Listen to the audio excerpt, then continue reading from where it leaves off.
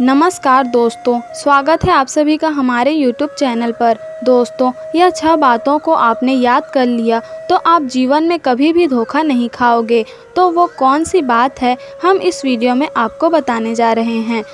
कांपिल्य देश में एक ब्रह्मदत्त नाम के राजा रहा करते थे, जिनके महल में पूजनीय नाम की एक चिड़िया रहा करती थी, जो प्रेमदत्त के प्रेम स्नेह के कारण उनकी सहचारी बन गई थी। राजा के महल में उसका घोंसला था। एक दिन राजा के घर में एक पुत्र का जन्म हुआ और उसी समय चिड़िया ने भी एक अंडा रखा, जिससे एक बच्चा उत्पन्न हुआ। वह चिड़िया दोनों बच्चों को समान प्रेम करती थी। वह रोजाना घूमने जाती थी तो हमेशा 2 फल लाया करती थी, एक फल अपने बच्चे के लिए और एक फल राजा के बच्चे के लिए, जिससे वे दोनों बच्चे बहुत प्रसन्न रहते थे। इनकी बात है, जब चिड़िया कहीं बाहर घूमने गई तो राजकुमार की धाए उस चिड़िया को घोंसला से निकालकर राजा के बच्चे से खिलवाने लगे।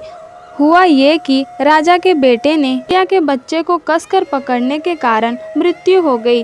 रोज की तरह चिड़िया 2 फल लेकर आई। उसने अपने बच्चे को मरा हुआ देखा तो वह चिड़िया अपने बच्चे के गम में विलाप करने लगी। गुस्से में चिड़िया ने राजा से कहा, हे नाराधर्म, तूने अपने बच्चे से मेरे बच्चे को खिंचवा कर मरवा दिया।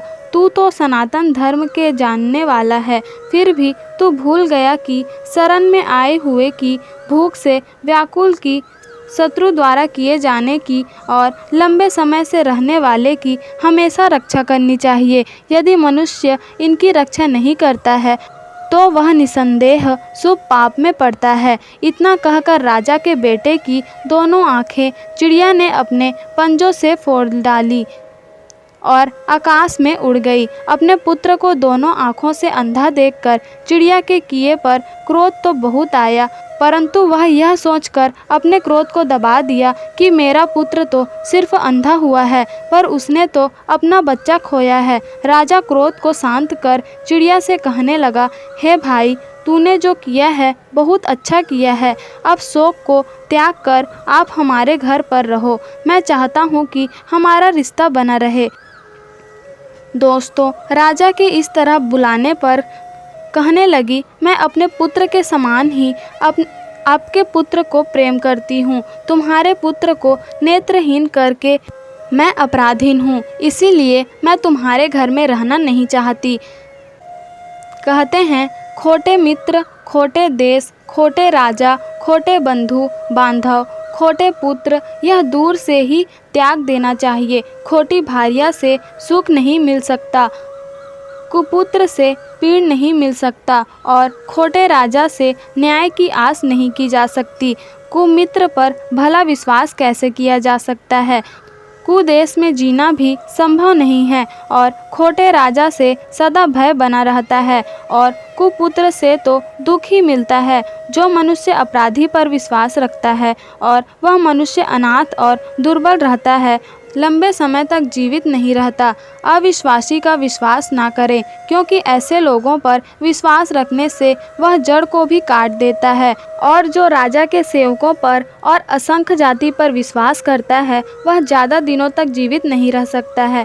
कहते हैं, मनुष्य बार बार के बैर होने के भय से शत्रु को जीवित नहीं रखते हैं, क्योंकि अग्नि को और ऋण को थोड़ा भी बाकी रहने दिया तो फिर यह बढ़कर इकट्ठा होने लगते हैं। इसलिए इनके शेष को भी शेष नहीं रखना चाहिए। एक बात और, अगर शत्रु एक साथ हंसता है, एक ही पात्र में खाते हैं और एक ही आसन में बैठता है, तो वह पिछले बैर को याद करता है। शत्रु के साथ संबंध करके भी उसके ऊपर विश्वास ना करें, क्योंकि इंद्र ने अपने दामाद होकर भी पुलोमा को युद्ध में मार डाला था। जो मनुष्य मन में बैर को छुपाए हुए प्रिय बातें करता है, बुद्धिमान पुरुष उस पर विश्वास करके उसके पास ना जाएं।